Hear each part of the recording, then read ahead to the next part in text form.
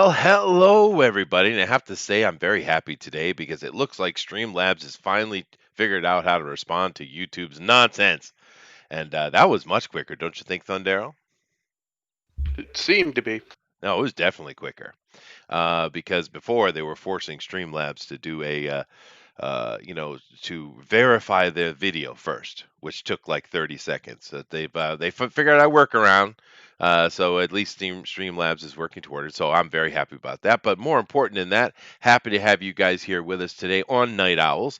We're going to be discussing normal stuff, video games, board games, nerd stuff in general. And of course, our TFT for today is what? What is it?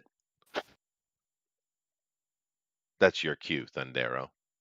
Oh, I don't remember. I do. It's Superman movie ideas. Oh yeah. So sad. I feel like I'm all alone in the world. But we are going to be discussing some of those some of those things. I think it's going to be fun.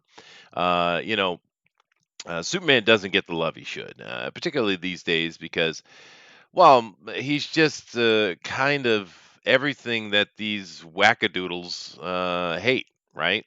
Hope, goodness, justice, integrity. They don't like that one very much at all there, Thundera, No, if you haven't no, noticed. not fans. Not No, fans at they are all. not fans.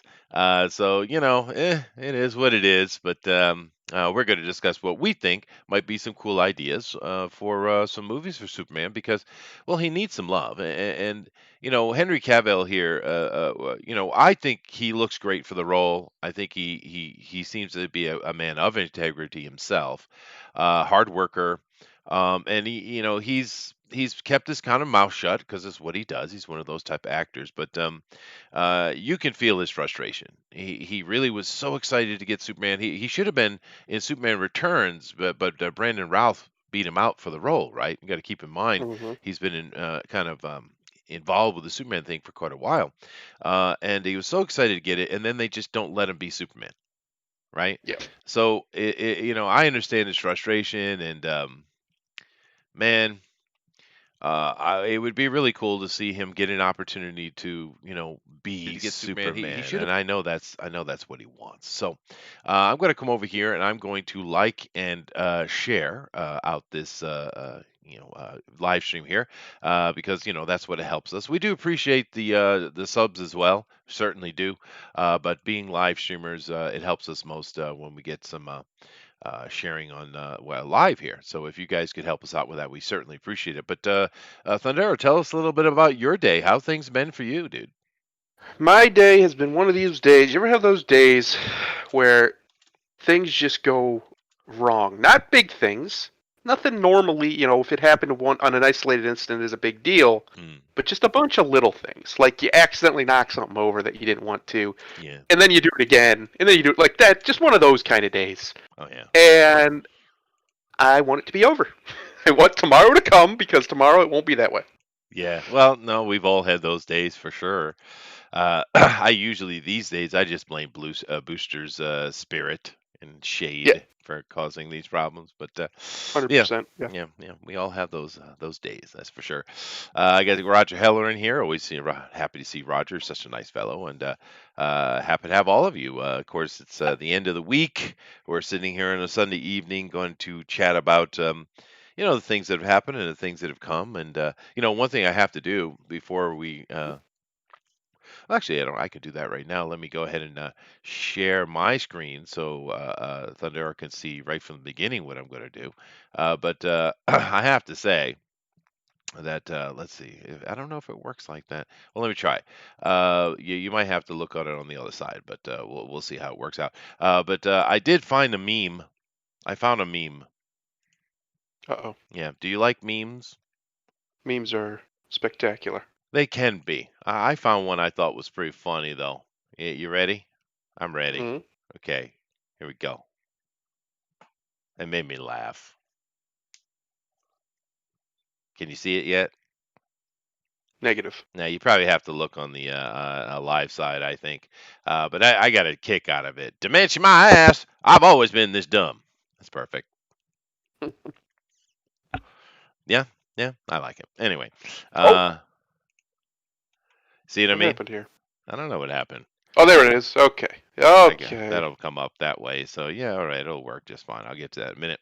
All right, but it's funny, right? I What's mean, it's funny funny. is he basically said that the other day. He was giving one of his speeches and he just started raving about how he's tired of smart guys. It's like, what? What? All right. Hey, Summerly. No, yeah, well, he said a few things like, it's funny that because of his rallies, that no one shows up, right? But Right. then again, when you stand up on a stage in front of all of America and say a dark winter is coming, 200,000 people will be dead by the end of the year, when that's your theme and it's not that it's all negative, gloom and doom, that's you. Don't why would you expect anyone to show up to your rally?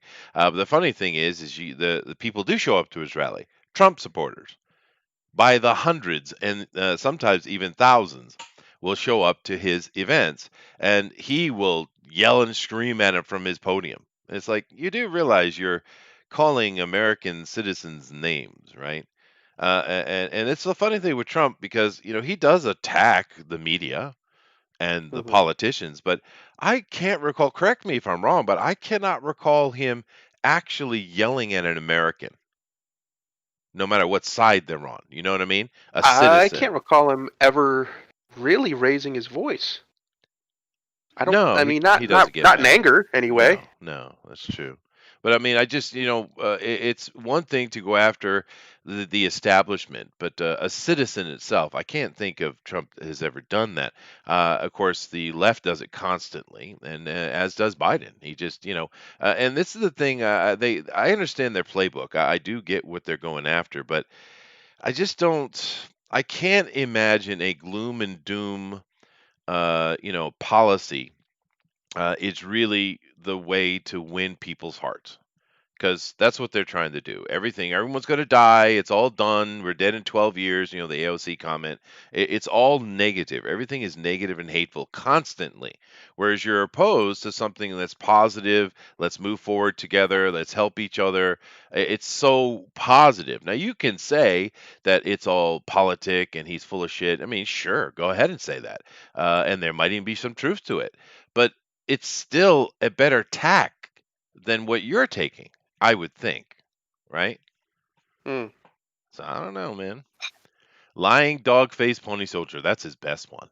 We should put that on his gravestone. It's coming in about 2 or 3 years. He's not good. I don't even He think it would give it. I won't even give him that long, to be honest. I'd be yeah. surprised if he makes the 80. Yeah, well, that's the problem with when because that doesn't see signs that this is an Alzheimer's thing. It just seems to be dementia, which happens to all of us. And the problem with that is that happens really when you're getting close to death. A Hmm. year and a half out or so is when that hits. It's a warning sign, right? Generally, yeah. Yeah, Um, I still think he does have Alzheimer's. There was it rumors could that be. he's been given basically the absolute best Alzheimer's drug there is, and he's been being pumped full of it like crazy Oh, that's a good thing, for though. when he has to make appearances. Yeah, I hope they if It's well not if really that's if he's about to be the president of the United States of oh America. well no I understand that point, but I mean just from a human point of view, if he's in a position to be able to get access to drugs that maybe normally he wouldn't be able to get access to, good for him, right? Because I understand that Joe's not a good guy. I get that. But I don't want people, I don't like to see people suffer in any circumstances, even a bad person. I mean, we say outrageous things all the time, but when it comes right down to it, your humanity is something that you must guard and keep close to your heart, right? Yeah. Did I just say something compassionate? Damn it. Yes. Jesus, what's wrong with me? I'm getting soft in my old age, Thundero. I noticed. Oh, well, It's it not is what good. it is. Not good. Ray Thulu, you got to help me out over there. But anyway, let's jump into it here. I do get it up so Thunder can take a look at it. Hopefully, Booster will come in. I do have an article for him to talk about. So let me go ahead and jump over to the other side real quick. And yeah, no, you guys know every week I try to talk about board game stuff. I'm on a mission from God, and I do have a half pack of cigarettes literally in front of me. So rock on. Did It's you good. catch that was a good reference? Did you catch that? I did. Yeah, good. All right, good. I'm Except glad. you didn't say it right. You have to No, say it from Gad. it's from Gad. From From Gad. Gad. That's true. Yeah. That's true, Dave. Powerful drugs have powerful side effects, but you know my point. Obviously, he's not fit to be the president. Clearly, but I mean, if there's something that can help the guy out and he can be a little healthier, and because Alzheimer's is a terrifying thing, dude. It's a terrifying thing, right? So, I mean, if there's a drug that can help him out and help everybody out, I mean, that's a good thing, right? That's all I meant. Sorry, I offended the chat, Thundero. Uh-oh. But anyway, uh, here is a board game that I want to talk about because I've been trying to talk about different genres of board games, different types of board games, and it's been a while since I've talked directly about a board game that tries to simulate Dungeons and Dragons. Now, simulating the tabletop experience of a role-playing game it has been attempted many times in many genre, right? Video games have done it. I think personally, the ones who've got closest to it are actually like Might and Magic. I think was really had the best feel for it. Although Elder Scrolls is intended to be that, it doesn't have that feel really. It's too much of a video game, right? But it's been attempted over and over and over again, of course. And you would think the board gaming world would be able to crack that nut, right? And they just never have. There's just nothing to replace the experience you have sitting with a group of people, interacting, having to use your brain, figure out puzzles and mysteries, and it's hard to replace it. This game here, which is called Nova Itis, which simply means a new era, Mm. Renaissance, is attempting to do that. Now, over the past, I don't know, 3 or 4 years, 5 years maybe, there's been a few companies that come out and really, really try to kind of crack it. And I'd say Gloomhaven made a good try at it, and of course, it's one of the biggest board gaming sellers in past 30 years, with a Frosthaven breaking records, right? But Mhm. I personally think that this game might have cracked it, dude. It might have. Now, I could just go through the entire page and just kind of go through each little thing, but I just thought it might be easier today to just play the trailer. I don't Let's think do it. we probably won't get a copyright strike. I mean, they're making crazy cash. If you've noticed over here, this is already $648,000. So, and they just Yeesh. the money's still pouring in. But I think it should be fine. This is based in Italy during the Renaissance, by the way. But let me go ahead and see if I can't bring that volume down a little bit, and let's take a look at it here. I'll try to put commentary where it's necessary. Now, this is a miniature game. Mhm. Why did we end up here? I certainly didn't study the magical arts for years to end up in the middle of this sad province. So it's the Renaissance with some magic added. You have 3D terrain and Rebecca, my buildings. dear, your art. You have a character sheet that as can well be as my adjusted and science, updated. This is Valeria's nothing new. sword, We've seen this before. and Sophia's stealth are now at the service of Rome. Right. Now You know- we need to decide whether to look for information at the inn or the cottage. This little dial you see here on the left Fortune allows favors the actions to be controlled with monsters and stuff like that. It really kind of controls the initiative and round Surely they order think I'm quite well. wasting time, I like it. But they'll be happy to know how much gold I'm winning at dice. Hey? Wait. Sophia, come You can actually play games in game. So we have ourselves a little bit of volumes all over the place on this thing, but it has miniature fighting just like you would have in a D&D game, of Now course. I'm their favorite target. There's randomness played in, there's fate played in. Well, a slightly better As you see target. here with the Let's see this what we can piece do. of item here, you can actually adjust items, or items can grow as But time we goes will by. meet That's us kind of once new. again, stronger than before. Indeed. No longer call me Squire, but Knight. You can upgrade yourself. This is just the beginning. And to reach the end of our journey, we have lots of hunts and adventures ahead of us. More and more challenging as we go.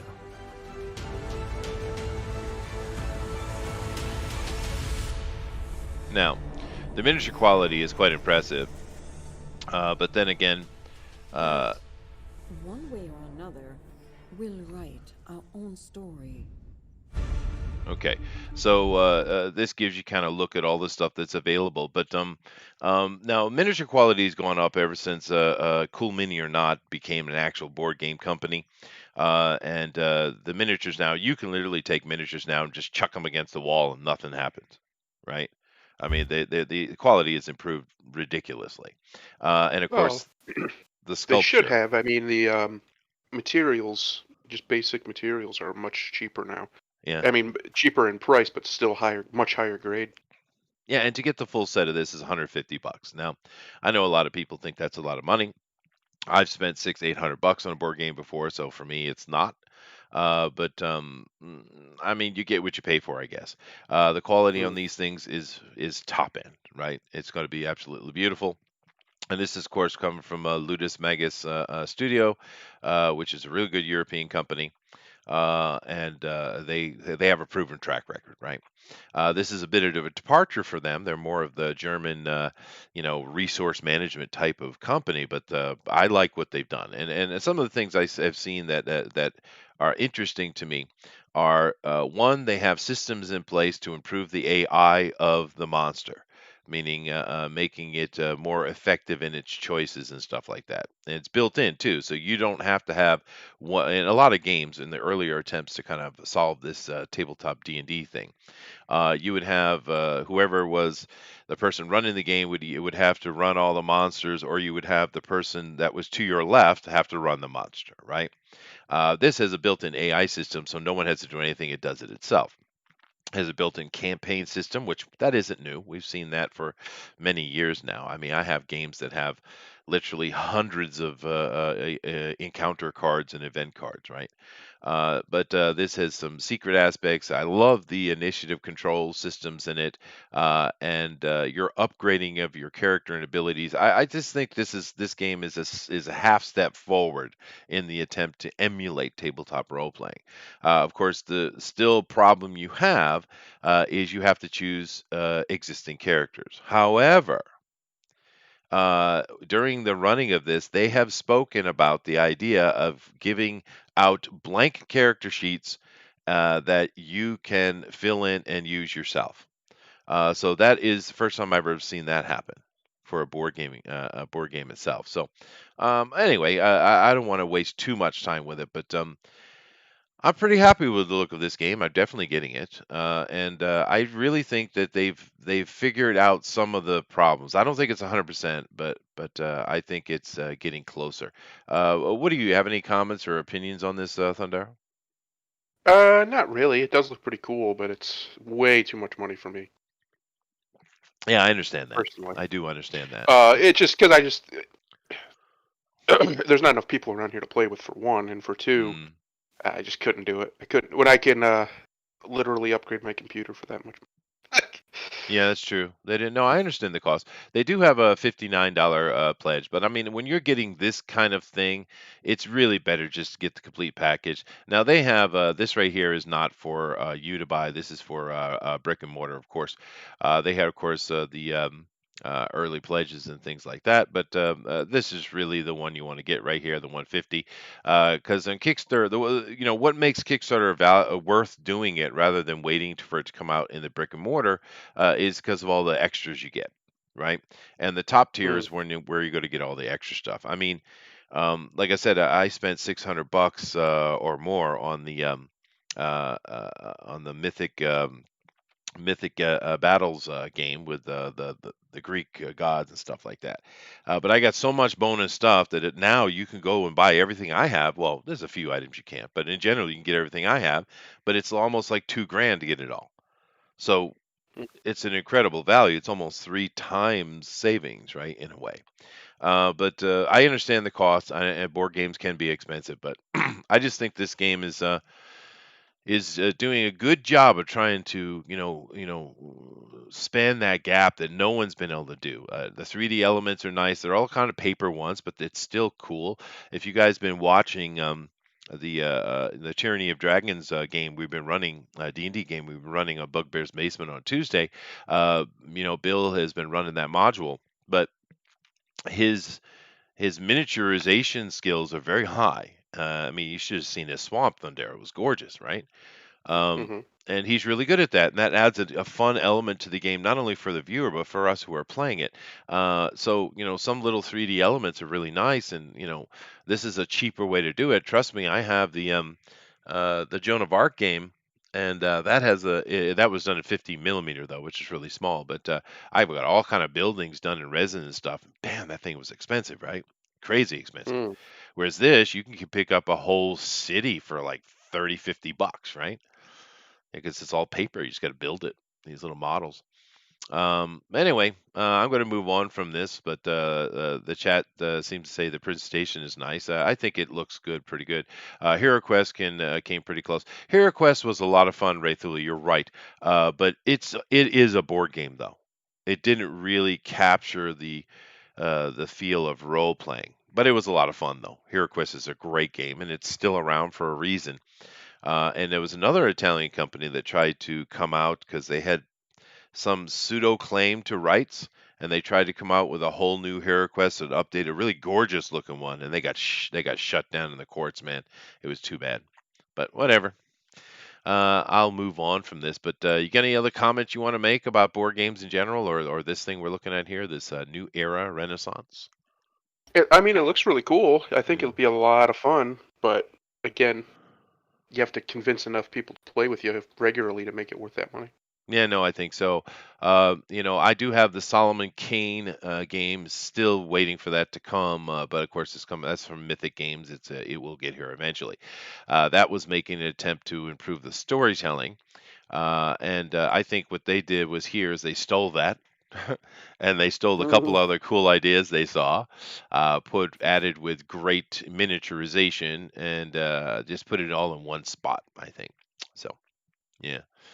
I can't wait till the Solomon Kane game comes out, though. It's running a little long, dude. It's longer than it should be. That's for damn sure. But that's a narrative board game, which is hard to do, I imagine. Yeah, Yeah, I bet it would be. yeah. But anyway, I'm going to move on from this. But check it out. And of course, the good thing about Kickstarter, I understand all the complaints. I get it. But when it comes to board games, Kickstarter is the home on board games, right? So if you're interested in that, just go over and check it out. What's new? What's hot?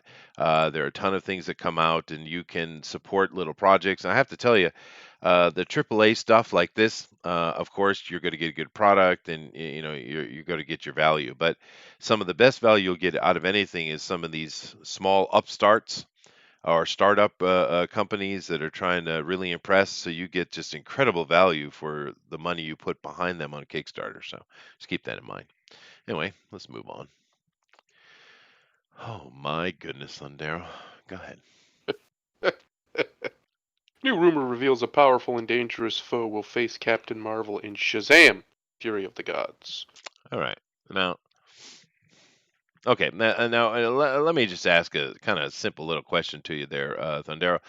You're going to make a Shazam movie, right? Yeah. You came out with the first one, and it was all tongue-in-cheek schlock, right?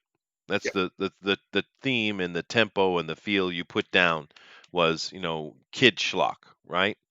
So how do you follow that up? What kind of enemy do you put in front of Shazam, you think, to follow up that feel that you have for the Menudo here?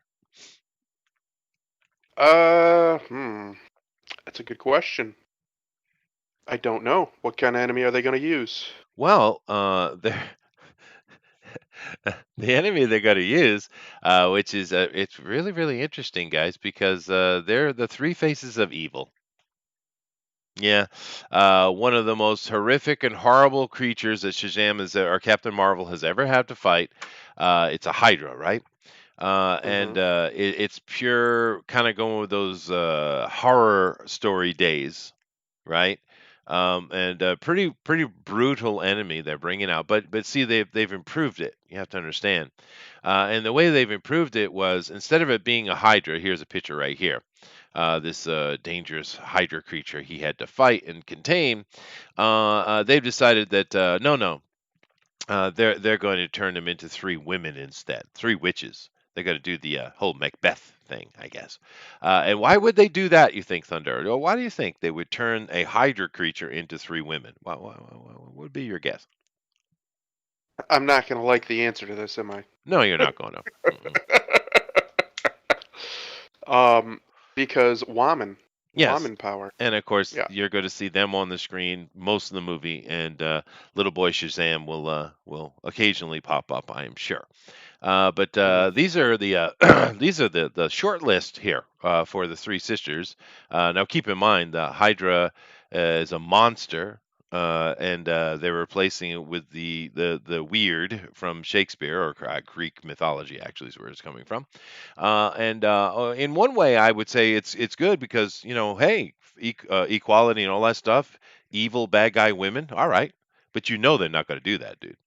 These Yeah. women are going to be angry for a reason, and there's going to be some compromise in the end. You know it. But look at the short list. So what you got there? Go ahead and read it out. You'll love it. Have fun. Oh, God. Sisters include Zendaya, Eva Green, Halle Berry, and Helen Mirren. None of them have been approached. They are simply types being discussed. Types. Oh, boy. Yeah. Being discussed. Yeah. Yeah. So types being this. Now Zendaya seems to show up in everything for some reason. Now, aside from she ain't my Mary Jane, which I get. Do you see any kind of impressive ability out No. of this girl yet? She's terrible. Yeah. I haven't seen anything she's done that's been even remotely worth even looking at again.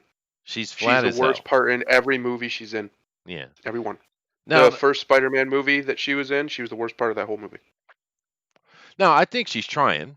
And I don't really know her politic or stuff because I don't really pay attention to that. But I don't know if she's a silent one or she's get up there and screaming and shaking her fist like some of them do. I don't really care. But that doesn't mean anything to me. She's my okay looking girl. She's not ugly, but she doesn't have that X factor. You know what I mean? And she Yep. doesn't certainly have the push in her acting. I'm still waiting for her to come out. But keep in mind, for some reason, they throw this girl in every damn thing they can think of, right? And why is it, you think? There are other mulattoes in the world. She's the approved non-white chick. I guess so, because she's in the Dune remake too, right? She's playing Paul Atreides' wife, right? His Arrakis wife, which is I don't know that she could pull that off at all. Especially if you look at the cast on there. There's a lot of Shakespearean type dudes on that cast, right? And she ain't that. She ain't that at all. But then again, that movie's dead on arrival anyway. Yeah, I don't know what they were Yeah, thinking. it's not looking good. I bet you it'll be well done movie. I bet you it'll be absolutely gorgeous. I mean, it is Villanova, right? I mean, he, the Blade Runner guy. I'm sure it's going to be great, but it's going to be boring because it's a political drama. That's what Dune is, and people are going to be bored out. This whole Michael Bay generations we got going on. They're not going to get it. For one, they spent way too much money. This is like a $200 million project. They spent way too much money. And with all the fact that it's Villanova doing it, it's going to be gorgeous, but it's going to be slow and boring. And do keep in mind, the dumbasses that had the rights to this, that pushed this movie forward, they had a choice. It came down in the end between two people: Dennis Villanova, the guy who did, the Blade Runner, which I love, this Blade Runner 2, but it is very boring and didn't make any money. You either had him or you had Peter Jackson. They passed on Peter Jackson to go with Dennis Villanova, and of course he put Zendaya in a major role in that movie. And it's a two-part movie that's going to be about 7 hours in total. You got to go sit down and watch the 3.5 hour Dennis Villanova movie, dude, in the movie theater. No, I'm probably never going to a movie theater again, but even still, no. Yeah. But they passed on Peter Jackson, a proven moneymaker, right? And the thing about Peter, well, he also is known to save money on set. He's a really good money manager, right? Whereas Villanova is known to be a money waster, right? Yeah. That's just, it's heartbreaking is what it is. Yeah. Now, heartbreaking. It is a little bit. Now, Ash says that Dennis is greater than Peter.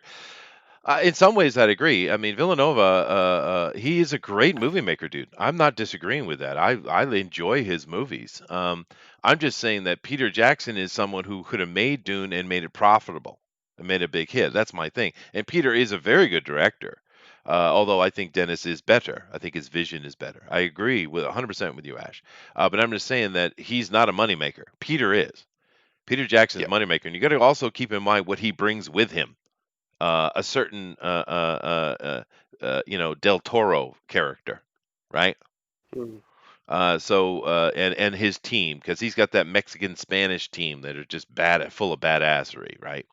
But and then whatever. But the point was Zendaya's in that, and it looks bad. But if you watch the second trailer that came out, past month, I'd say, the thing that just takes me out of it constantly is every time frickin' Jason Momoa speaks. Dude, he thinks he's at the beach surfing in every damn thing he does recently. What's up with frickin' Jason, man? He should be in movies where he's at the beach surfing. I guess so. I mean, he didn't always used to be like that. I mean, he does have a little bit of chop, but I don't know what's going on with him, dude. But every time he spoke in that trailer, it was like, oh God, that was cringy. Oh God, again, right? So I don't Yeah. know. Yeah. Unfortunately, I think. I mean, he still has the Aquaman movies. We'll see how the next one does. The Momoa craze might be over. Maybe not, but it might be because he just doesn't have anything. He's not. He's charismatic as all hell, but he's not The Rock, right? So he's not going to be able to carry his career just on his charisma if he puts out a bunch of bad movies like The Rock has. Yeah, he's put out like a string of bad movies and still been fine. That's fair. I mean, because The Rock, you still enjoy The Rock even though the movie sucked. Whereas Momoa Yeah. in a bad movie, it's just a bad movie. Yeah, it's fair. Yeah. It is fair. And let me go here and check the chat because they got a lot of opinion. They got information I don't seem to have, which is good. Now, of course, we didn't talk about Evergreen or Haley Berry or Helen Mirren. Now, you guys know I like Haley Berry, but she's too old for this crap. But then again, she is supposed to be playing a hag, I guess. While I read these chats here, Thunder, I'd like you to think for a minute. Why would you take the opportunity of having a Shazam monster movie, which could be cool and campy? You can make it a lot of fun, like they did with the first movie. Because I think the first part of that movie was great. It was just at the end they rushed it because they just had to get the Marvel family in there. Is where they screwed it up. But I love the tone, and a monster that would have been great, a monster movie. But anyway, let me read the chat here. Let's see here. Solomon Kane game. Now that I would be up for Howard's best creation equal to Conan. Yeah, no, I like Solomon Kane. I do have that from it's either from Monolith or Mythic. I think it's Mythic Games made that. It's absolutely beautiful looking narrative games with just gorgeous. More of chess piece kind of miniatures rather than the miniature battling type of game. It's different. It's a narrative game. But yeah, dude, Solomon Kane, badass. Whenever they finish it, they set up Mr. Mind at the end of the first one. They did. That's not what you're getting. Yeah. Love. I have a sneaking suspicion that Mr. Mind is going to be in the third movie. Is the plan? They're going to keep setting him up in the background, up to shenanigans, building a team to take on Shazam. But where is Black Adam? He's been confirmed. Well, Dwayne Johnson. That'll also depend on how successful that movie is, which it'll probably be fine, because it's The Rock. But we'll see. Yeah. Well, I don't know I wouldn't know how to go about telling The Rock this, but I really maybe telepathically he can feel my thoughts. And Mr. Johnson, you really need to cut down on the muscle thing, dude. Your head is getting smaller and smaller every time I see you on TV, dude. I mean, it's not good. Yeah. It's gotten comical now. It's comical. Go take a look at a recent picture of The Rock, dude. It's comical. He does look a little ridiculous. Yeah. I mean, for a while there, he had that perfect tone. It was perfect balance, just badass, superhero body. But now he's too much on the roids, dude. He's caught up in it, I don't know. That's too bad. But anyway, moving on. Haley Berry, but why? I agree. Zendaya is a Disney kid. Oh, is she? Okay. And a bland one at that. Like Thunder said, white approved. A lot of those Disney kids are very, very blasé. They get a good one every now and then. I'm not really a fan of his music very much, but I do respect the hell out of Justin Timberlake. I mean, that dude is a consummate professional. He works his ass off. You can tell. As a professional, you guys know I used to be a professional musician, and that dude, that dude busts his ass. You got to respect that at least, even if you don't care for his music. So there are a few Disney ones that were pretty good. Kurt Russell, I'd say, he's a Disney kid, badass, right? They're not all bad. Blazam, yeah, Dune. Dennis, of course, said that. Amaran says, "We'll wait for the home streaming release." Yeah, no, we will. He broke it into two parts, and there's a real worry that they won't even be able to make the second part of it, which means you're going to get half a story, and you'll never see the end of it. So, yeah, oh well. I would actually just find that hilarious, to be honest. Yeah. Now, Ash has a good point here, and I do agree with you on this, dude. I'll take a masterpiece that fails over a commercial success that's equivalent to fast food. The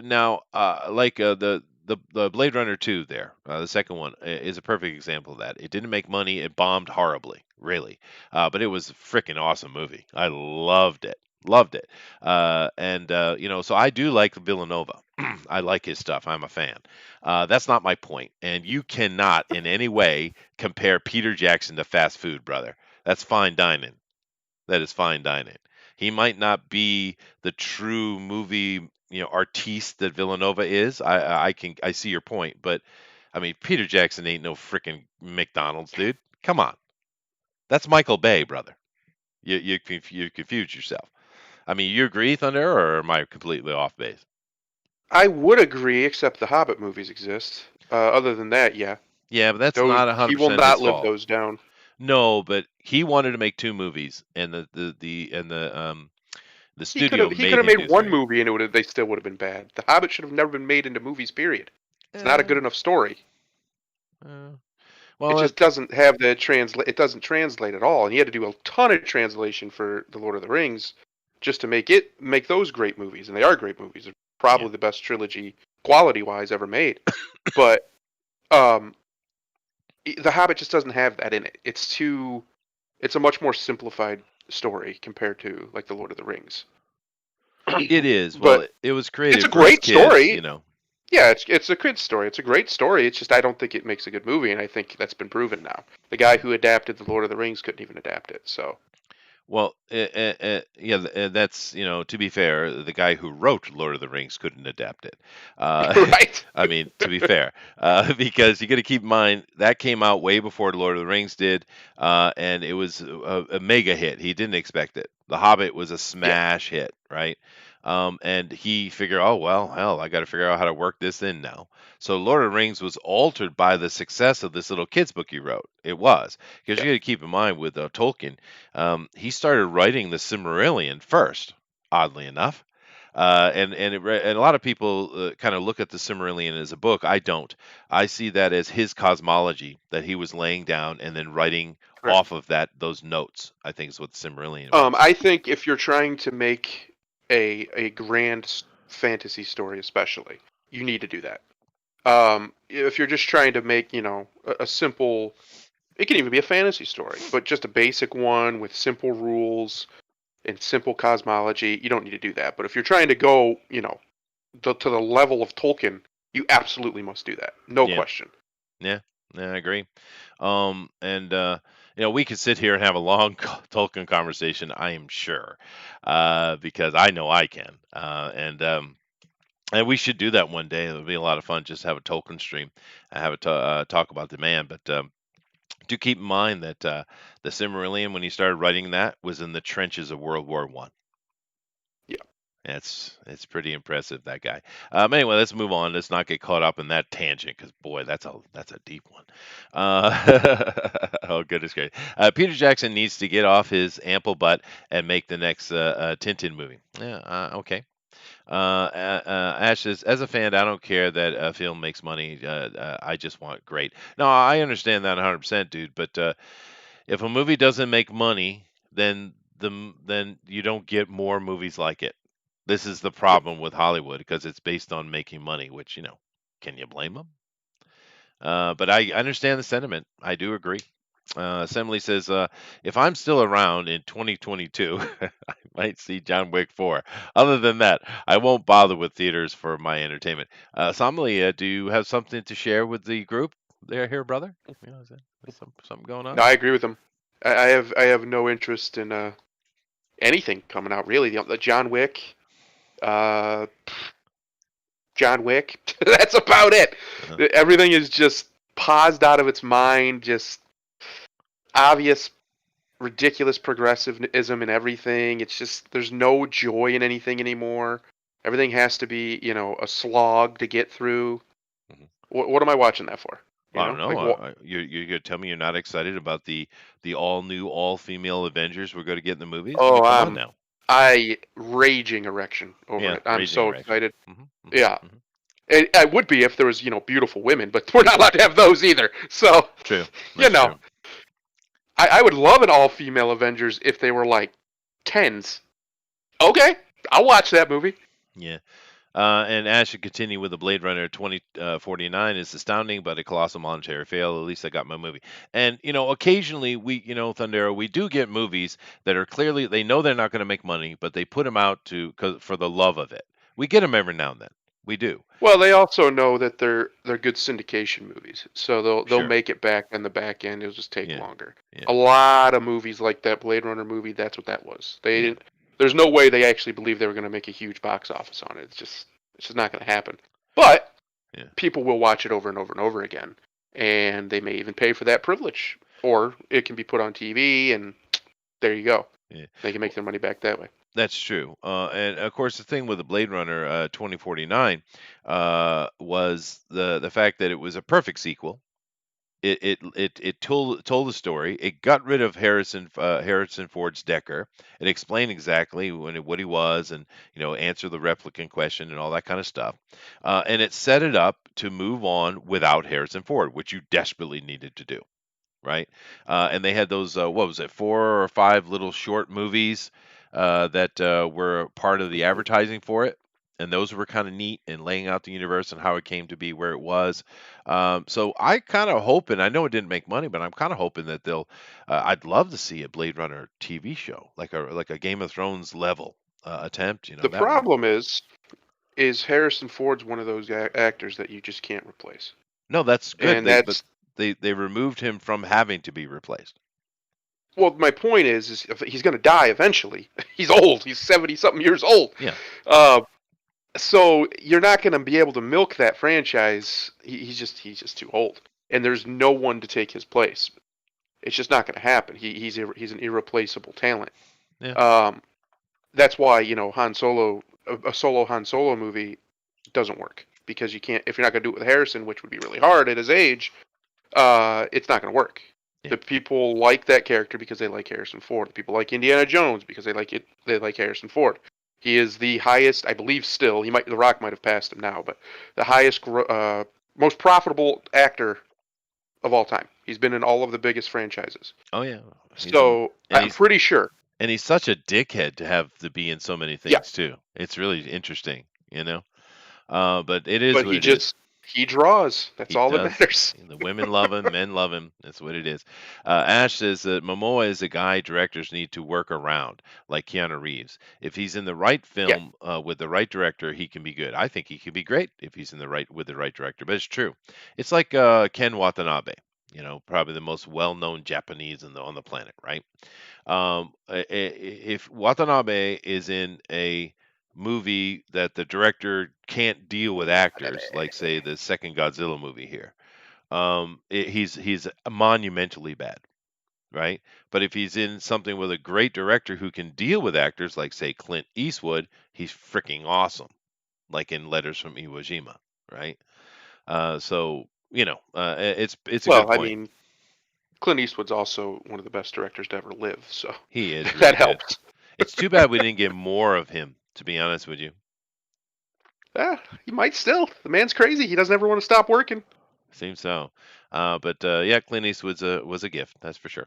I'm certainly glad I got to see Tenet in IMAX.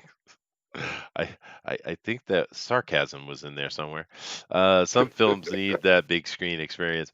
Yeah, that movie just didn't really do well in America, unfortunately. I like Timberlake much more as an actor than a musician. Cool. I just like his. What's sad is when movies don't do well in America, for some reason, a lot of these studios are still gun shy about making more. And I get why. I mean, obviously, the American market's still the best market, but there's been a few movies the last 10 years or so that did really, really well overseas, but bombed in America for whatever reason, and they just didn't move on with it. And I don't know why. Why not try that again? You made your money. Why not try it again? Yeah. It blows my mind. They just keep leaving money on the table, these studios do, and I don't know why. There's plenty of new IPs or IPs that they've, repurposed that they could do again, but instead they go with, just cookie cutter superhero movies, or they just keep going back to the same well instead of, maybe going back to a different well that they've been to before, but maybe they didn't get exactly what they wanted out of it. Try again. I don't. Yeah. They won't take a chance. Is my point. No one wants to take a chance. No, and that's one of the problems we've been seeing across the board with everything in media. But Yeah. then again, then they do this woke crap. So I don't know.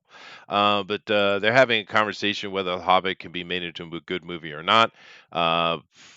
Clearly, it can. I mean, the Peter Jackson's Hobbit movies were just excessively bloated. I'm sure if you took some professional and they took those three movies and chopped them up, you could edit it into a freaking awesome flick. I imagine you could. Yeah. But well, whatever.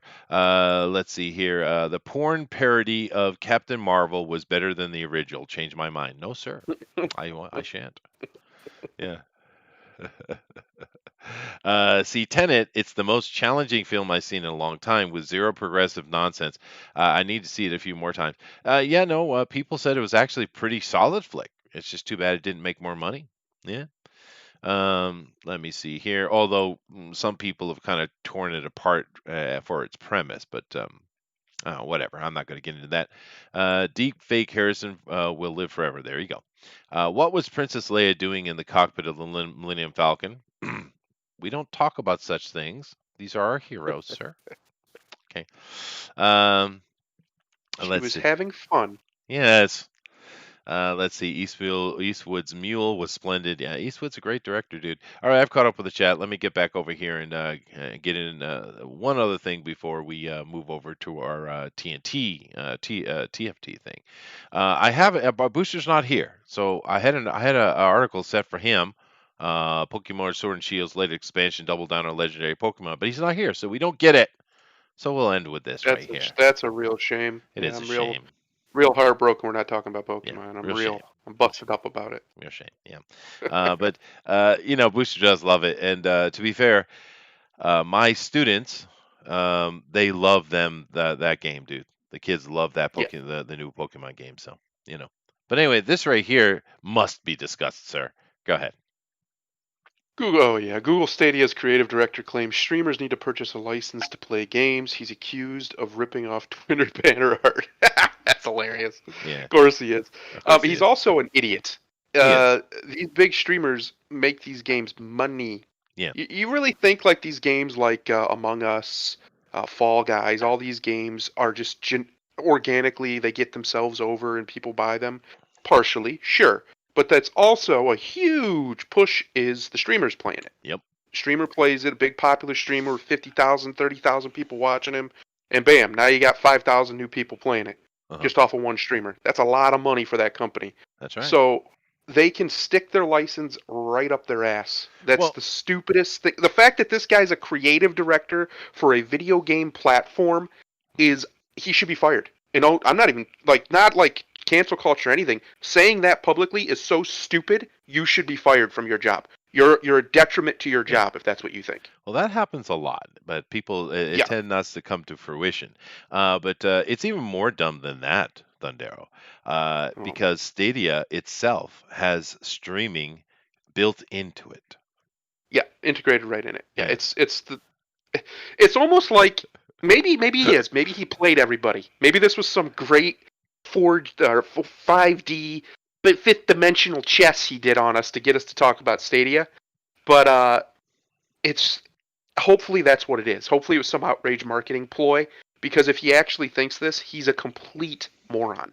A complete and utter moron. I can understand why, music companies don't want it behind, on a stream.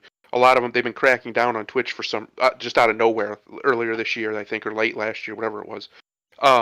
Okay, fine, I get that, because people, maybe they're not buying your song just because they hear it on a stream. That's probably true. Because people don't really pay attention to the music in the background usually. So that's fine. But the game, there's a completely different. A game is a interactive experience. So yeah, you can watch somebody play a game, but I can't tell you how many times I've watched somebody play a game and be like, I want to play that game, and then I go buy the game and I play the game. Happens all the time. It's fantastic. It's the best marketing you could ever ask for. It's free. You're not paying them a red cent. Maybe you gave them a copy of the game, if sometimes, not always. So why not? Why would you even think that you're going to threaten that? Because there's at least, first of all, as powerful as Google is, they're not going to get every single game developer on board with this. It's just not going to happen. They make too much money off of it. Yeah. So what are they going to do? Any game that they control for whatever reason on Stadia, they won't let people do that? Good luck. Have fun. That's going to tank your bottom line. You absolute idiot. It's a perfect... It's literally word of mouth in the 21st century. That's what it is. You can't buy that. You cannot buy it. You can't fake it. It's real, organic marketing. If a streamer likes your game... Now, sometimes they pay them to play the games. That's true. They pay them a lot. If they're, and if they're not doing that, if they're just playing the game, because it looks cool, that's even better for them. That's great for them. That's a win for everybody involved. The streamer gets content. The fans get to watch their favorite streamer. And, hey, guess what? You just got free advertising. Yeah. No, you're 100% right. And of course, it would never happen. He's an idiot, because it would end the video game industry as we know it. Yes. To demand licensing to all these streamers, it's ridiculous. But keep in mind, and it sounds like Devilish Boredom said that he did get fired or demoted or something, which makes sense. But he should. Unbelievable. But keep in mind that this response he made, it wasn't it wasn't purely just what he thought about what would be best for the video game industry. There was political intent behind it, because he didn't like that, because some of these streamers are, they're trolls, they're meme lords, and they laugh at the Democrats all the time because the Democrats are quite meme worthy. And that's really what he was upset about. That's the core of it. He just said he was trying to be clever, maybe, by trying to make it look like it was he was making oh damn it, my brain, a litigious point. point? That's not the word I Yes. wanted to say. It's a logistic point. Thank you. Yes. Whatever. But I just thought it was too funny not to put up here, because it's insanely stupid. But we see Yeah, things it's like just that. dumb. It is dumb. It's the dumbest take I've seen in. It's a while. That's pretty dumb for somebody in his position to even say something like that. Even if he's just doing it tongue in cheek to try and jab at somebody, it's just dumb to say something like that publicly. You're not helping anyone with that. Mhm. Because now all the streamers are like, well, I'm not playing on Stadia. Why would I? If they're gonna threaten my income. It's just so dumb. It's so dumb. Yeah. Well, I mean, we see a lot of it though, particularly out of politicians. There's some notable ones with "We're all dead in 12 years." Of course, Sandy Cortez there. We have the other one where Trump is creating a genocide. Who's dying exactly? I'm not sure. Who? Wait. Who? what? Where? Huh? But 50 Cent made a very poignant comment, saying, because they're going to raise the taxes up to, when you add everything together in the liberal cities, it comes up to about 62% in New York City. And he says, I don't want to be 20 Cent. Oh, that was pretty funny. I got a chuckle out of that. Good on you there, 50. Then the one I saw recently on, I don't know if you watch Romanian V. He's taken over for Sargon of Cods This Week in Stupid. Mhm. Yeah, I get a kick out of those two guys. He's funny, but he showed from his own country. They have their own woke stupid politicians. They seem to be everywhere.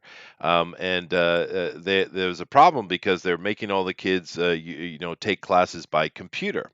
A sensical and practical politician said, well, we do have parts of our country where people don't even have electricity to use a computer. What do we do Yeah. about them? And then this politician, she spoke up and said, well, we could put it on TV and they could just watch it that way. She said that out loud on the record and shit, dude. I mean, come on, Did you dude. did you see the one recently when after the debate and Trump was talking about coyotes, human traffickers? Yeah, That's yeah, the code name for them or the nickname, whatever you want to call it. yeah. Forever they've been called that. Yeah, Literally my whole life, I've Mhm. heard them called coyotes. Yeah. And this They state call representative, I themselves that. believe I believe in Georgia, said he said coyotes like the animal. No, what? And then it gets worse because a whole bunch of blue check marks agreed with it and started course. thinking they were dunking on Trump, talking about coyotes. I said, what? Mhm. What is Yeah, happening? I saw all the Wiley memes. I saw them. Yeah. Yeah, dumb people. It's just funny. It's like an infection of the brain. Ash says, imagine morons like this being hired to be creative directors for a product, and then that product being stupid such that no one wants it. Yeah, yeah. Well, Yeah. we see a lot of these creative directors speaking up out of turn, really, and getting fired. We see it has happened many times. Guild Wars 2 girl. We've had situations a couple times with Guild War. We've had stuff with WoW.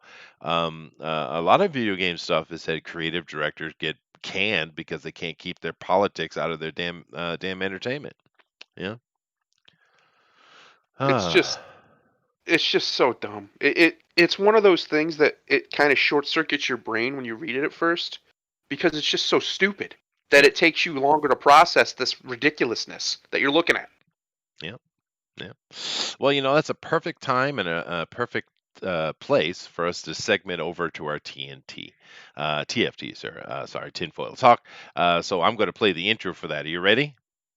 Oh, I'm born ready. Born ready, he says, ladies and gentlemen. All right. Well, here we go.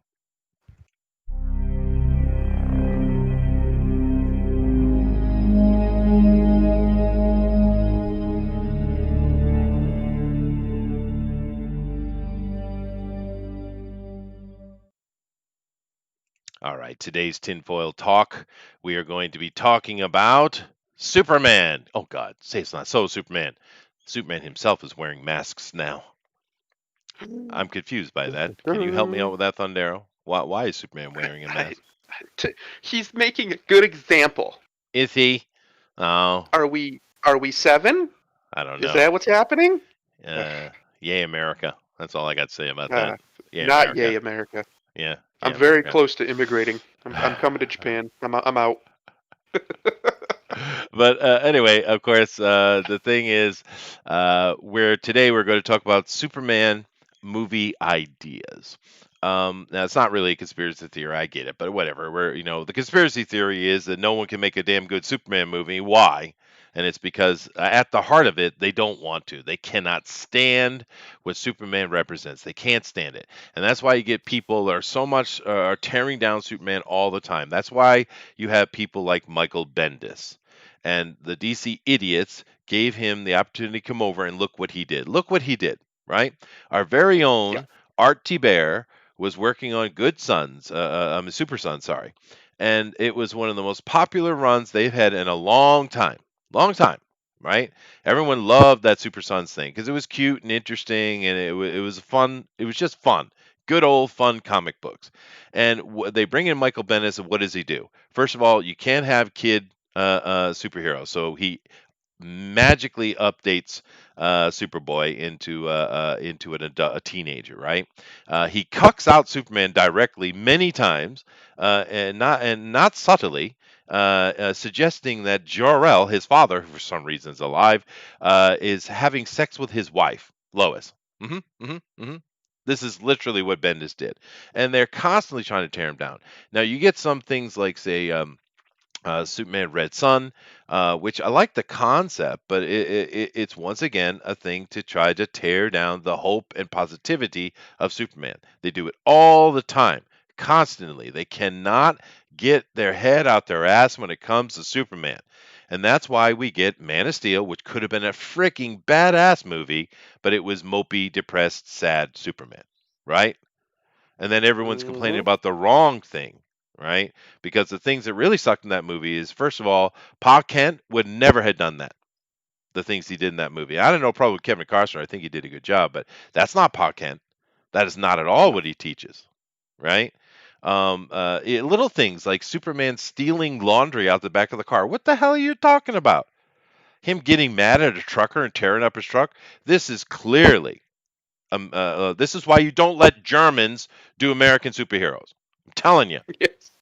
Especially not the the superhero, in fact. Not just American, the superhero. Yeah. But that's what Frustrating. we're on about today. So there is a conspiracy theory to it, guys. It's the attempt to destroy and dismantle what Superman represents. And of course, Thunderon makes a good point there.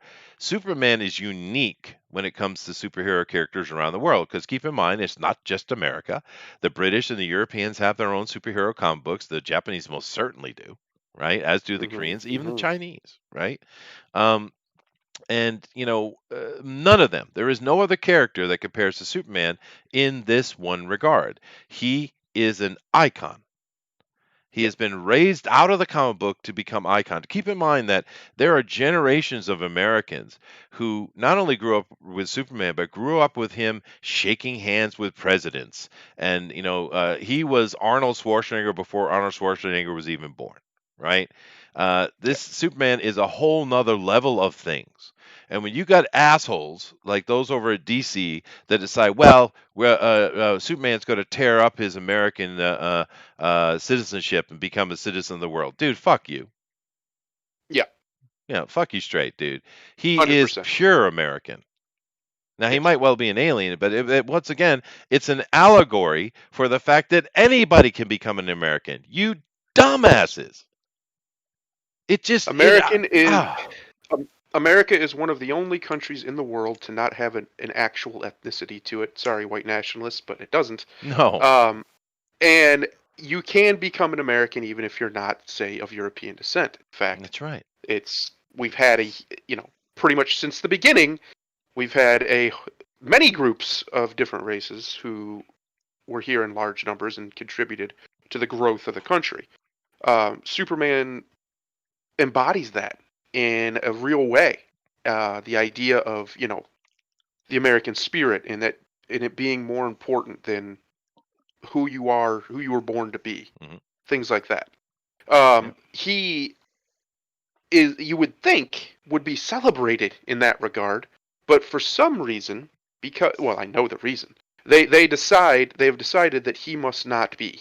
He must no longer be Superman. He must be their version of Superman, whatever that is. In this decade, and I don't. Corruptible, and broken. That's what he should be. Yes, and that's preposterous. And the reason it is because they're corrupted and broken people. That's just the truth of it. You write what you are and what you know. You can't write what you aren't and what you don't know.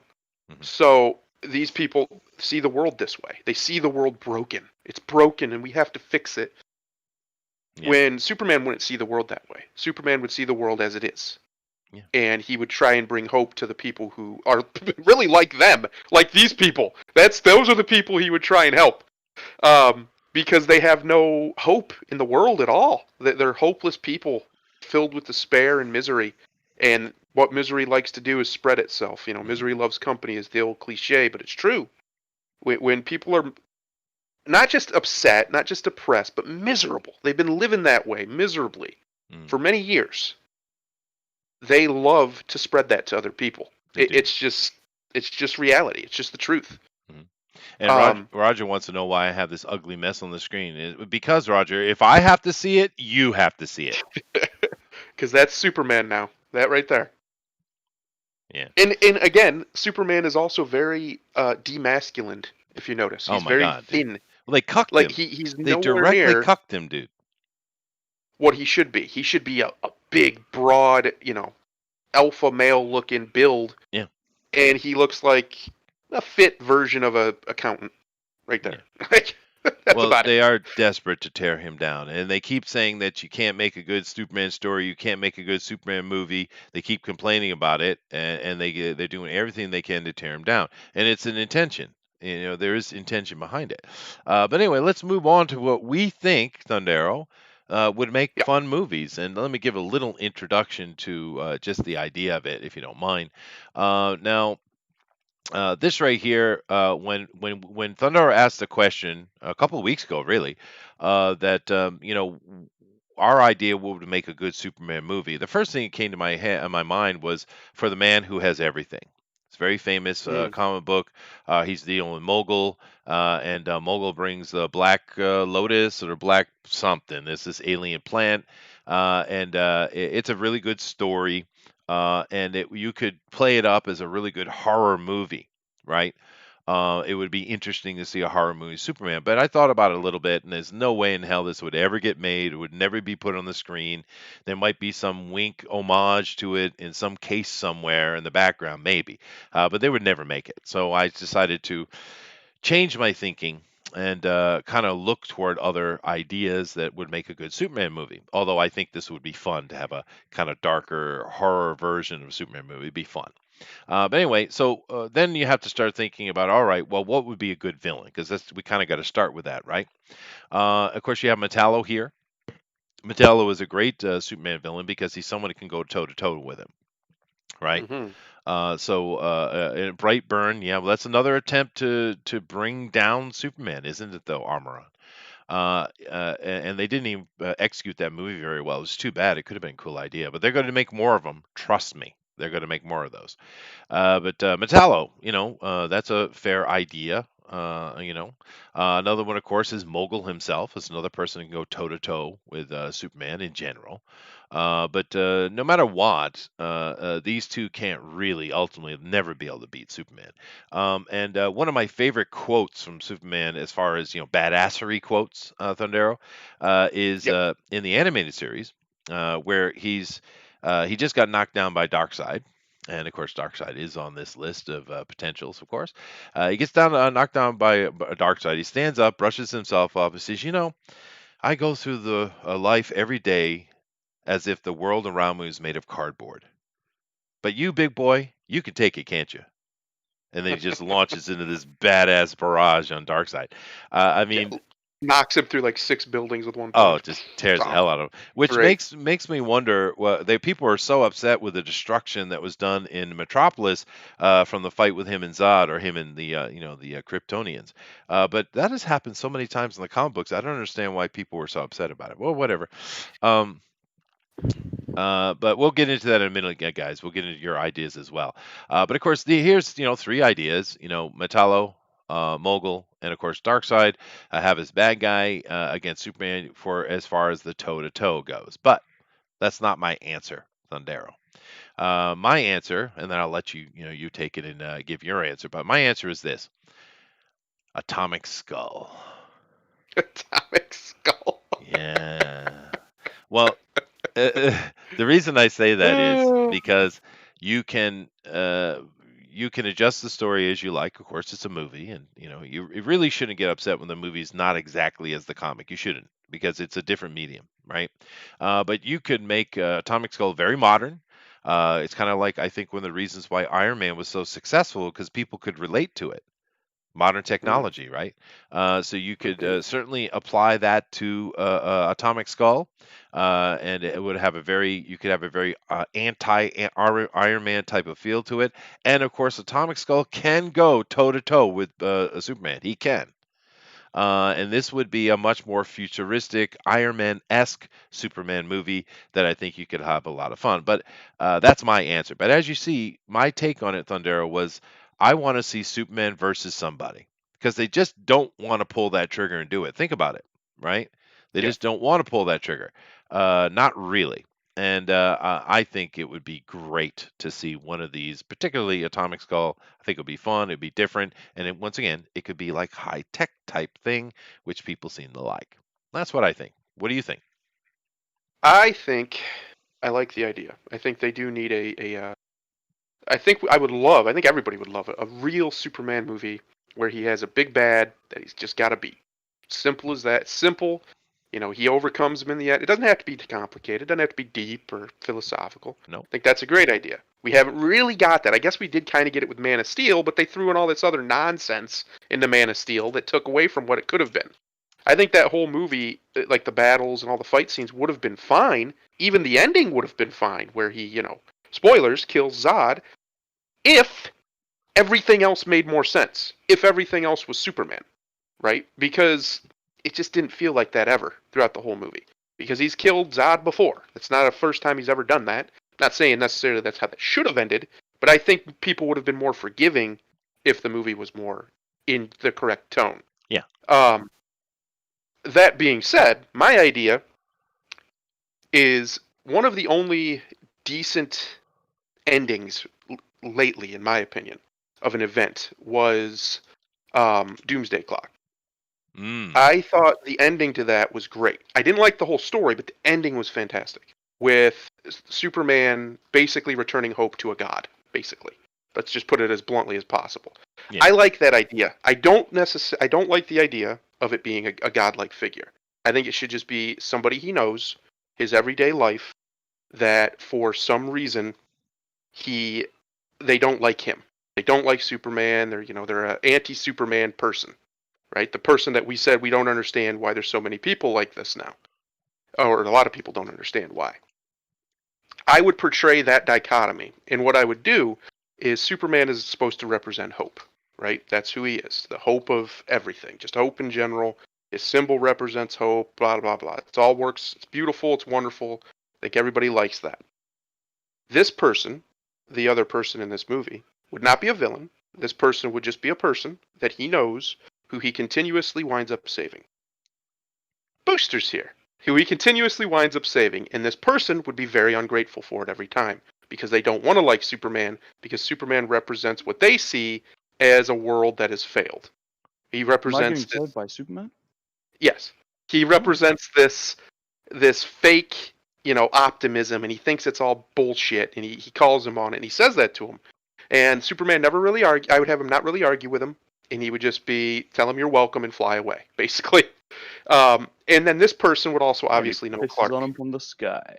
Yes, this person would obviously also know Clark Kent, and he would become really good friends with Clark because Clark's kind of a bumbling fool a little bit, not too much, but a little bit.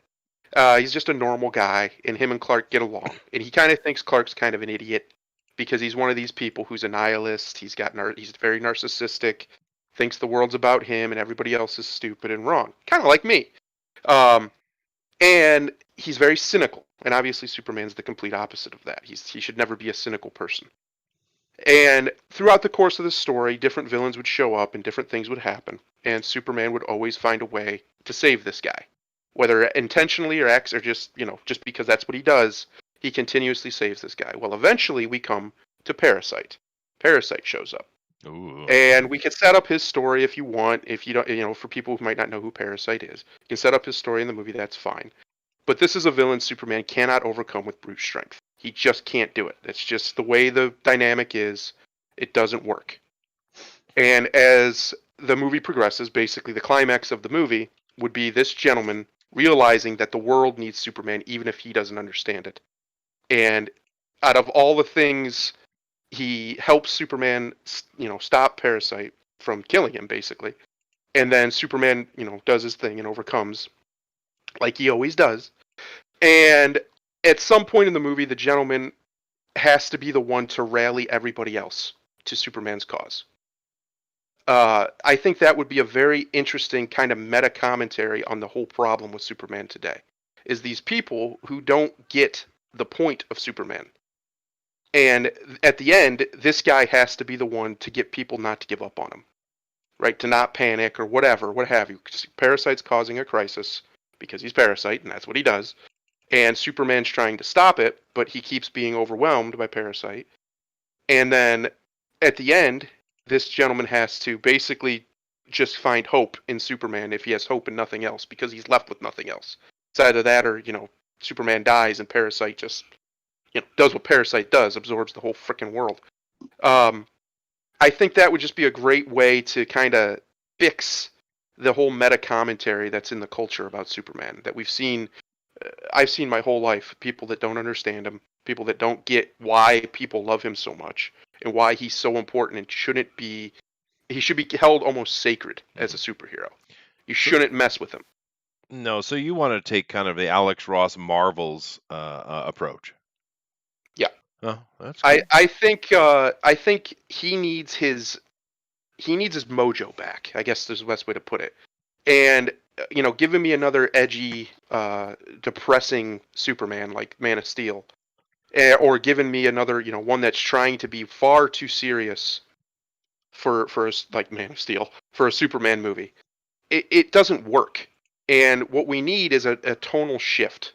And the best way to do that is to represent a dichotomy in two characters. One obviously being Superman, and the other being this other character. It could be whoever. I don't care. You can a totally new character or one from his ridiculous backlog of lore. And I just think that Superman needs retrofitted in a way. And by retrofitted, I just mean he needs his image returned back to him. And I think a movie that's based on that, where it's not necessarily about his origin story again, it's not, it's not really a big bad up until Parasite shows up.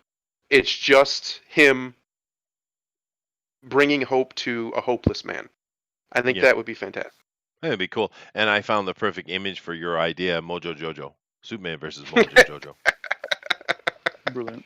Brilliant. Yeah. What's Booster's idea for a Superman movie? He came at the right time. He did.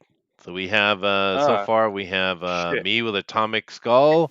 Chat had Mr. Mixoplex. We have Bizarro. Of course, Superman is a symbol of hope. Parasite and Mojo Jojo. I want freaking Brainiac, dude. Brainiac could be good. Yeah, they've never done that, huh? As far as live action. Why has Brainiac never been in a live action movie? He's such a good villain. You want to know the real reason? It's because his name's Brainiac.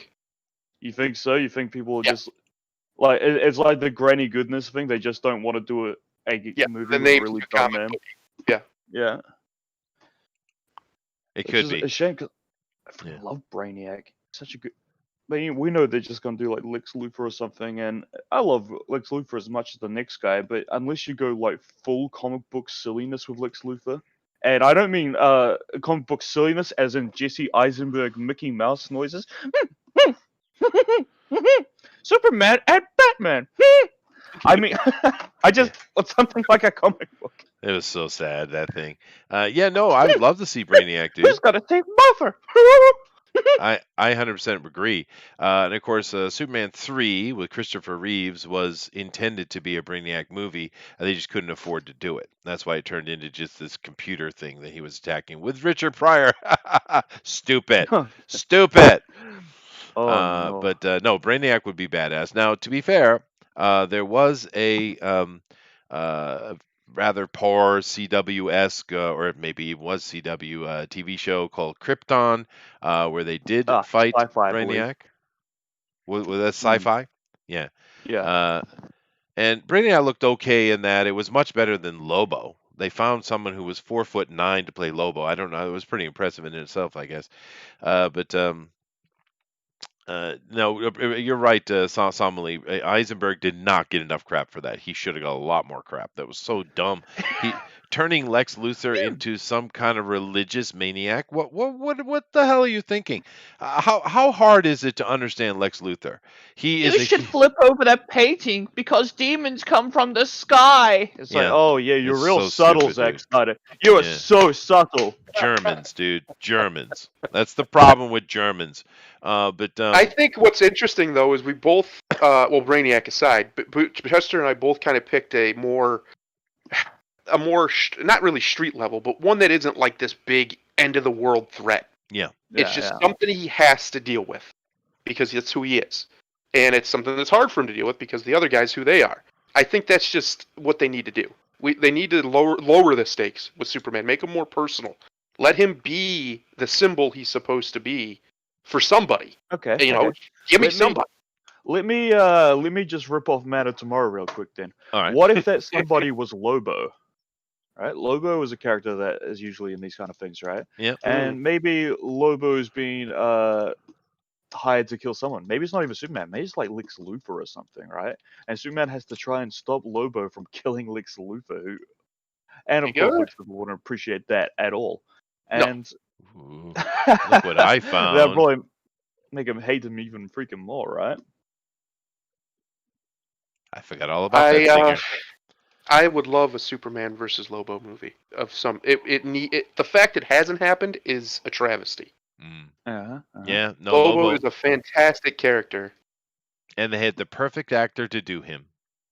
Yep. And they He's wasted it. Aquaman. Yeah. Have you noticed recently Lobo's got much smaller and skinnier? Have you noticed that? Huh. Yeah. Thankfully, they're not using those newer iterations. Yeah, no, it's That ridiculous. was a complete travesty. No one liked that. No one wanted it. Well, Everybody there's a hated it. lot of things that come out that no one wants. This is what, Sideshow? They do a great job. But Sheriff Lobo, Lobo would be another great choice, I think, to what we're thinking with that. Brainiac is something you'd have to build up, I think, to do it properly. And of course, that's what they're trying to do, unsuccessfully, but they're trying to build up, Darkseid as they built up Thanos in the Marvel universe. The problem is, Marvel had a plan from the beginning. Yeah. That's your problem, DC. And Zack Snyder, Disney sequeled it. Yeah, that's one of Yeah. the reasons I think they desperately need to bring him down a little bit. As far as like the stakes, give him more personal story with one of his. He has plenty of great villains that never get screen time, that aren't galactic level world threats necessarily. Yeah, we just And named a bunch of just them. let him, just let him be a superhero. Instead of a savior of the whole universe or the world, just a superhero for a while. That's okay. He's allowed to be that, guys. It's fine. Maybe the first really great villain for Superman would to kick off like a series would be Parasite. It would be great. He's a great Because villain. Because I feel like Parasite would be just great in a one-on-one situation for Superman, but not necessarily someone who's going to destroy freaking everything, right? Right. Yeah. If you guys haven't seen it, the animated movie recently that came out, Superman Man of Tomorrow, was quite good. Yeah, it was. The animated series are always good. They do a good job with that. Always. Of course, do keep in mind the picture of Parasite I chose for Thundero was with the absolutely useless Harley Quinn. Just, Yeah. it was intentional. Yeah, intentional. I still think, though, that Mojo Jojo is the way to go. I have to say. Mojo Jojo. Crossover, man. The real conspiracy here is the fact that we still it's been what, since the last person to try it, 12 years. When did Superman Returns come out? 2008, 2006. What was it? Something like that. And it's a travesty. It's an absolute travesty of justice. The superheroes are more popular than they've literally ever been, as far as in the mainstream culture, and we've gotten nothing but bad Superman movies. Not a single one's been good. Not a single one. There have been a couple scenes here or there that were pretty cool, but that's what we got. that's what we got at the end of the day. That's one of the reasons why I kind of want Superman in his movie. If I were to make it, he'd be there, but he wouldn't be there a lot. He would only show up pretty much just to save the day until he can't save the day against Parasite because he's Parasite. And I just think that'd be a great way of bringing back his center of what the character's about, which is hope. Yeah. No, I agree with that. And that is the central theme of Superman, of course. Of course, there were other Kryptonian villains in the comics too, says Dave. That's true. A trilogy of Superman movies building up to Brainiac being the villain behind everything in their first two movies. Yeah, that's easily done. Perfect. That would be perfect for both of our villains, actually. Because Brainiac could be the one who sent them on their path, or who helped create Parasite and da da da da. Yeah, that Marvel formula, right? Ash says a good Superman story isn't about beating someone up. It's true. It's about him being a hero, doing things that the Correct. rest of us wouldn't do even if we had his power. Well, that's kind of the point I made earlier with that quote I made from the animated movie, was that Superman can always win easier. This is one of the reasons why Man of Steel was so rejected by many people, is because Yes. Superman finds a way. He never uses his full ability. It's very Mm. rare. He's always having to find a shortcut to do the right thing. Or not a shortcut, though. It's usually a long way around. I do apologize. That's Because, why in the animated he said against Darkseid, I've never had to go all out, but you can take it, can't you, big guy? yeah, the cardboard statement, yeah. Um, Yeah. but and it's a good point. It isn't about Superman beating people up, true. But the beating people up is fun, right? It is Yeah. fun. I mean, Like, you gotta have it. You gotta have the yeah, action. sure. I think that was a big problem with Superman Returns. Is it's just nothing really happened. There just wasn't huge action. I mean, there was, but not like people were hoping for. Oh, We you had mean our first Creepy full Stalker Superman? CGI That one? stuff. Well, yeah, we had our first like full CGI version of Superman. I like when he got shot at the eye. Yeah, and there was like no real fight scenes because he was fighting Luthor again, which is fine. Lex is great, but You I want gotta have a to see smart Superman script to fight. make Luthor work. Yes. Well, they've never done Luther right, though. I mean, all No. respect to Gene Hackman, but they've never done him right. Because they Yeah. don't, the movie guys don't seem to get Luther. I mean, Luther, his point is he's not a bad guy per se. His whole thing is he's a humanist, right? And Yeah. what are these damn aliens doing here? We don't need this. We could do it ourselves. That's what he really is. He's pro-human. We don't want them crossing the border Well, I'm just saying that's what Lex Luthor is, and all his with their actions. space coyotes. But think about this: how many times has Lex Luthor actually, when a real threat was coming, went and swallowed his pride and went to deal with the Justice League to help with the situation? Yep. Because in the end, Yep. just Lex Luthor loves the world, right? Yep. So Yes. and they He lives there. well, I'm just saying they've never really played that up right, and that's a great sympathetic villain. You could just knock that right out the park, and they never do it. They don't bite into it. He's either some clunky clown like with Gene Hackman's version, or he's whatever the frickin' Eisenberg was doing. I don't know what the hell that was. Mickey Mouse. Neither does Eisenberg. Oh, those movies were so bad. I literally had people try and defend them to me, and I almost threw up in their face. It was that much of a disgust response. I'm like, what? What are you doing? These are horrible movies. Yeah, the action pieces are great, but so that So? doesn't make it a good movie. Well, the best thing from Batman and Superman was Wonder Woman. You missed it both Yeah. there. You did. The best thing out of Justice League was the fight scene where Superman didn't know who he was for a short moment and kicked their ass. Or so you're telling me you don't want to throw away Doomsday for a 20-minute end of a movie with no build-up? Wow, yeah, it was true. That was another Oh, thing could have man. been built up. Or you could I- have just made a movie straight up where the meteor strikes into Earth and Yep. Superman goes to investigate and it just turns into a movie long Superman trying to survive and figure it out. That would have been badass too. Yep. Fuck, man. I remember when I was watching all those trailers, right? And I heard Doomsday was going to be in it. And I was saying, oh, come on, you can't have Doomsday in the movie if you're going to kill Superman. And then he kills Superman. I went, no! What? No! You pulled this too quickly. Way too quickly, Yeah. yeah. Way too quick. That should have been like a 2-movie build-up at least to get to that. Second movie, you killed Superman. Well, keep in I don't know, mind. just the biggest comic story of all time. Just throw it in here at the end. Well, yeah, but I idiots. mean, you get the two Justice League movies, right? You got the Batman vs Superman, then you got the titled Justice League movie, and they kill him and then bring him back in the very next movie. It's like, who in the hell is orchestrating things over there? I mean, even if you can make a lot of complaints about the Marvel universe, of course you can, but at least they had a plan that they executed. For the Right? most part, yeah.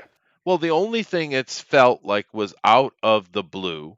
The only two things that were out of the blue was the Ant-Man debacle with that, where they had that original director and he didn't like their vision and they didn't like his vision and they went with the other guy. I personally think Ant-Man's a fun movie, but it was a bump in the road. And then of I course, would have liked to see the other guy's vision because that was freaking Edgar Wright. Oh yes, I know. It would have been awesome, dude. Yeah. But it would have been Yeah. dark and not funny at all, right? But I'm just saying that's a bump in the Hot road, Fuzz, right? dude. What do you mean? Well, no, I understand. I'm saying it is a bump in the road. And the other one, which was clearly forced in for no reason whatsoever, was Captain Marvel. Yeah. So otherwise, everything was orchestrated by plan. It seems very, very diligently. You know. You think Yeah, Edgar Wright would have been a better movie, though, overall? Yeah, I think Edgar Yeah. Wright's a great director. Sure, agree, but yeah. He's a you lyric don't think it would have director. been a very dark movie? A dark movie? What are you on about? Well, he's Who got do you dark think it- comedy. Yeah. He I does just dark wonder comedy. who do you think Edgar Wright is? Well, maybe I'm mistaking him for somewhere else, but I kind of Maybe. when I was watching his ideas put out and them explaining why it fell apart, it seemed like he was doing a very dark take on Ant-Man. Really? Huh. Yeah. Because he did things like Shaun of the Dead, Hot Fuzz, Scott Pilgrim vs. the World. He does comedy movies, and he does great visual comedy. No, he's good. I like his movies. I just talking about the interview, not the interviews, the commentaries talking about what was to be and what it became. Well, what was he going to do? Well, it sounded like he was going to do the kind of collapse of the Ant-Man collapse where he beats on what's her face, Wasp there. That Ultimates version of Pym. Yeah. Oh my god. Yeah. Okay. No, I don't want that. Which I mean, which I thought was odd, but that seemed to be where he was going with it. But either way, I have a feeling that the idea has changed many, many times, and that's probably part of what Edgar Wright was just like, nope, I'm out, because they couldn't make up their mind, and they kept changing things. Is what it seemed ultimately to be the problem. But whatever. Like I said, I like the Ant-Man movie. I enjoy it. I thought it was funny. I got a kick out of it. Now the Yeah, it's Wasp alright. movie, the next one, I don't even know why Ant-Man was in it. It's clearly Yeah, a me Wasp neither. movie. So Yeah. and what's wrong with that? What is wrong with that? Wasp is an original Nothing. member of the Avengers. You can make a Wasp movie. They should have. just done that. Yeah, They pretty much did, in fact. They did. Wasp starring Ant-Man. They should have just called it that. they just call it the Wasp. I mean, And I don't Ant-Man get was it. pretty much only there to be comic relief through most of the movie. That was Yeah. his job. And to He be was the shit funny on one. by a woman. Yeah. It's Well, typical yeah. woke bullshit. But it was no need for it. First of all, she's pretty solid actress in what she's doing. I like her as the Wasp. She can handle a movie by herself, I feel. But they didn't have any faith in her, clearly. But I just didn't get it because, like, we all know that Wasp was an original Avenger. She should have her own movie. It's dumb, dude. For some reason, they were still under this belief, and maybe it's true, that female action movies don't sell, which largely they don't. But then Wonder Woman happened, and Mhm. people went, "Oh, maybe they can if you actually make a good one." I don't know. Yeah. Crazy, right? And to be fair, the Wonder Woman movie wasn't even that great a movie. I was maybe a 6, maybe. No. Yeah, and Six, it seven. made money. If it wasn't for the ending, that just kind of happens. Yeah, The third third act arc. sucked. Yeah. Yeah, it would have been a 7-8 easy. The But weird implication of that World War One only happened because Ares was involved. I was like, okay, Yeah, World War it's Two, kinda anyone? No. Did Ares Yeah. come back? No. Okay. All right. Yeah. But I mean, some of the other things that bugged me about the Wonder Woman movie, especially with the tone that they wanted to go with, that whole scene where they're in the boat and it's like they're like two little teenagers having little love talk. It's like, Yeah. well, first of all, how old is she? And he's a full-grown man that's seen war. What is this conversation? And then and probably seen many a woman at that time. I'm by that sure. time. And I'm sure Wonder Woman had seen many a woman, Yes. right? I want that As movie. well. And then the closing the door sex scene, whatever. It's just that silliness took me out a little bit of the movie. There was no need for it. Why couldn't it have been a mature attraction? Right? Yeah. So you're saying you wanted just full penetration sex scene? No, it's not what I'm saying. Just, What I'm saying just is I go wanted to into see two Pound adults Town. falling in love Oh, is what I God, wanted to no. see. Not two 12-year-olds. who are Twitter What patrons. is happening in the chat with Dillard? What is he doing? Oh, he's being Dillard. He is what he is, dude. It is. It's a force of nature. You can't change it. Dillard. Don't even try. Dillard, don't eat pomegranates, bro. Don't do it. Yeah, don't It's a do No bad it. plan. pomegranates. No pomegranates. He's become addicted. It sounds like, but whatever. But third act, that movie was an absolute bomb. It was fun. Yeah. The second one coming up looks like it's a lot of problems, and it's like, how could you get that wrong? Particularly the CG. We saw the CG, and people say, "Oh, it's unfinished." No, it's not, dude. The movie was already supposed to be out. It's already supposed to be out. That Yeah. CG we saw was not unfinished. It's what you're getting. Right? Yeah, And the way this- things are going, they're not spending more money to go back and clean it up, guarantee you. Because this whole Schneider thing, they're spending a bunch of money that they don't want to spend. It's only because AT&T demanded it. So that's what you're getting. Mm-hmm. Oh, Yeah. well. Oh, well. Eric says, Chester wants one-on-one porn. And what of it? I mean, there's Yeah. plenty on the internet, like lots. Is Yeah, there? but how much of it is Gal Gadot? 0, unfortunately. Well, Yep. I want the Gal there's Gadot. Wonder cut. Woman. I thought Wonder Woman was supposed to be a feminist icon. Why would there be porn of Wonder Woman? Because she's hot. What do you mean? There's porn of Because- everything. There's porn of everything, Chester. There's porn of you. Hey, now, I do not admit to any actions that might have happened at the end of the 80s. There's no proof of it whatsoever. Maybe. Oh my god. I bet if you did a search, why is there a potato in here on the floor? I don't know. What?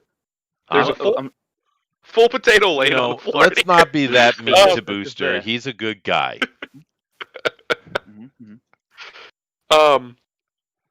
I completely forgot what I was going to say. That potato just threw me all the way out of my train of thought. The We're potatoes, talking that's about what- that's what the pornography trick- and Gal Gadot. So Yeah. if that helps you out. And potatoes were on your mind in that time. All right, okay. Yeah. Well, no, because there's one on the floor. You could probably, if you looked, you probably wouldn't even have to look that hard. Look for table and chair porn, and you'd find a table fucking a chair. I'm just saying. I promise you, it exists out there in the world. Probably even potato porn. Well, maybe we do need a pandemic after all. Yep. We Yep. deserve it. Emily says, "Why would there be porn? How old are you, Chester? For real?" Well, sorry, dude. I'm not really a pornophile. See what I did there? See what I did there? I don't care for that. No, made me feel dirty. In the wrong kind of way. Yeah. Well, I just didn't really think about Wonder Woman being that kind of thing, and she's never really. That's not the persona of Wonder Woman, right? I mean, I can That's understand not the issue. something like Mary Jane or something. I get it, but Wonder Woman, she's like this hardcore fighter lady. She's not sexy, Says you. Says me. I mean, that's her persona, dude. She's a warrior princess, literally. Yeah. That's so hot. Is it? All right. I guess Yeah, I I wanted just don't know about wanted to people's beat me up. predilections, I suppose. That's the problem there, Thundero. Apparently, this potato came from my cat. She Ah. knocked it off the counter and it rolled all the way in. I'm really glad we had a conclusion to the potato mystery. Yeah. Yes. There so was am I. a whole arc there. Yeah. There was a whole, I felt the manga did it better, but okay. Yeah, Alright, it did, alright. definitely. I shut it down. But I did before. We do need to get out of here. We're coming to the end though, and that was a lot of fun talking about Superman and ideas and everything we talked about. But there was one article that I had for Booster particularly that we didn't get to talk about. So let me get your opinion before we leave here, Booster. Of course. There was a new found something to DLC piss for me off, didn't you? Pokemon Sword and Shield with a bunch of Yes. legendary characters and such. Now I know the kids in my school, they love Sword and Shield. I mean, especially the little ones.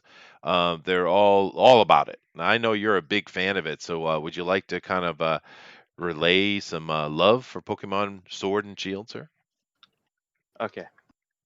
Look, I've been playing a lot of Genshin Impact. Mhm. I barely even realized the new Pokemon DLC came out. That's how addicted I am to this game right now.